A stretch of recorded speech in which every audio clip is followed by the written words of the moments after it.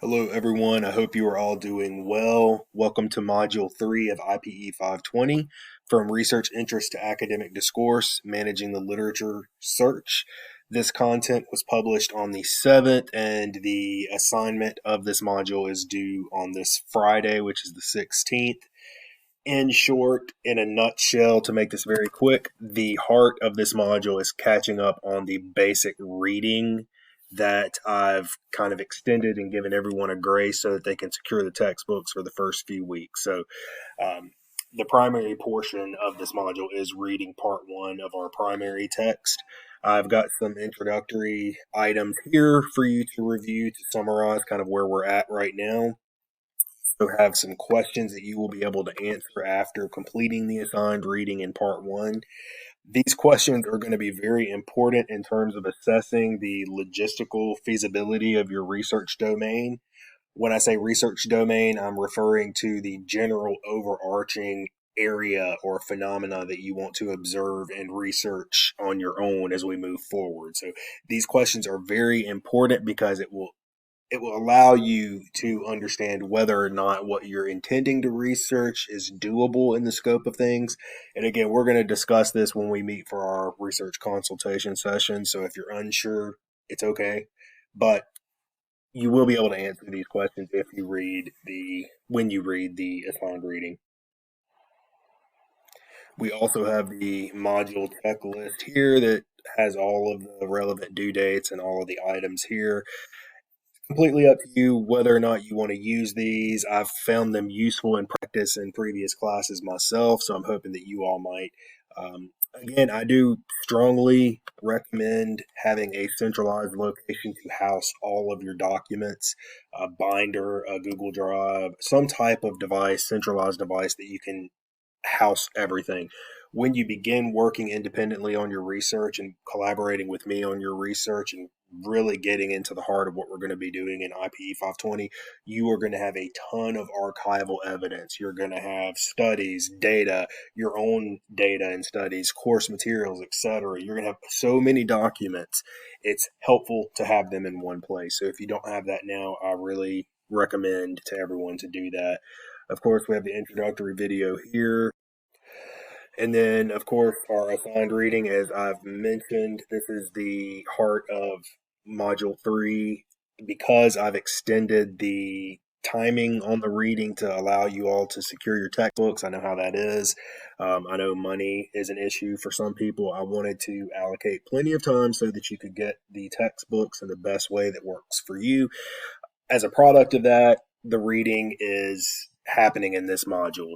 We're having to catch up on all of the base reading that would normally go in the other modules. So this is in our primary course text, Writing Literature Reviews, a guide for the social and behavioral sciences. This is part one, so the first portion of the text, chapters 1 through 4. I cannot reiterate enough how important this particular reading is. It will help guide everything you need to do from here. Keep in mind that you all are going to be researching independently. We're going to meet, I'm going to help you, but then you're going to take the helm on your own research. You have the autonomy, you own it, you will drive it, you will develop it. And so from our first consultation session that will be happening soon, you're going to need to have some background knowledge and some steps and some direction to be able to take that research and start employing research methods, literary research methods. This reading helps you do that, hence the title here, From Research Interest to Academic Discourse, Managing the Literature Search. What that means is you're taking your general research domain or general research interest, reading to learn a little bit more about how you can flesh that interest into something that is more manageable in scope, meaning something that's more narrow, more specific, something that has not been done before, so that you're not just regurgitating research that exists. That's the entire point of this particular reading in this module, in essence. So make sure that you read. Also, everyone has a different learning style. I'm aware this is an online class, which may be challenging by virtue of the modality of the course, but make sure that you do whatever you have to do to take notes. Anytime you come across a point, have an epiphany, make sure you take notes. Of course, as is the case in most other classes, anytime you come across specific vocabulary, bolded language, make sure that you take your own notes and whatever system works best for you and your learning style. Those notes will be critical and will help you on the quiz that's in the module. The next item in Module 3 is sample lit reviews. This is a collection of some literature reviews that are in the infancy stages, so the very beginning stages. Think of this as what your critical analysis will look like. That's the first of two major papers in the course. Of course, we're a few weeks away from that, but after we have our initial research consultation session, you'll have plenty of time to work on this independently, and this will give you an idea. It'll allow you to set eyes on what some of these documents will look like when we get to that point. If you look to the modules page, mine will look a little different.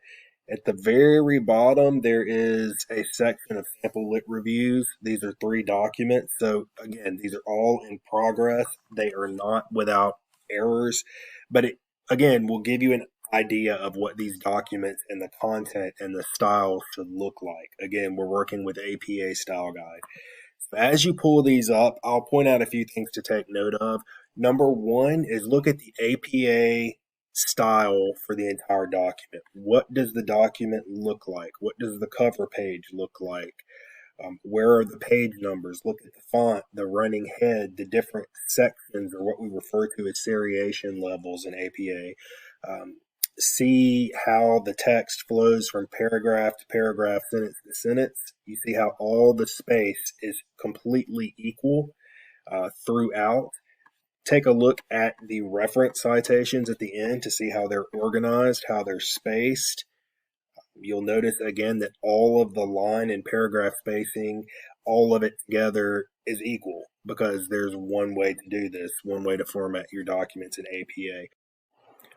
Remember, there is a video in one of the preceding modules that goes over how to format your documents in APA completely. And so I encourage everyone to make sure that you review that. You all should have already reviewed all of the preceding videos anyway to ensure that you're going to be where you need to be to start working on your own content independently. Furthermore, take a look at how the authors are presenting data and also examine how they are citing their sources, not just utilizing in-text citations at the end of sentences, but also how they are attributing their sources. So for instance, here, where they're referring to the author in the normal pattern of their sentence and then presenting data from that source.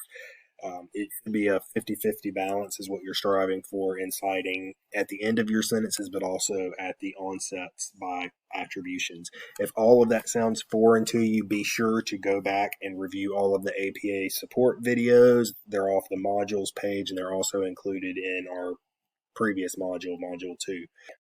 All right. Again, those are there just for your reference.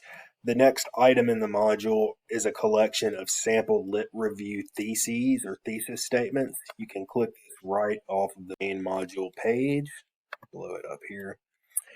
The first thing I want to say about these is to not feel overwhelmed when you look at these. It's the nature for research at the grad and professional level for theses to be extremely verbose, formalized, using highly academic and jargon verbiage. It's very common.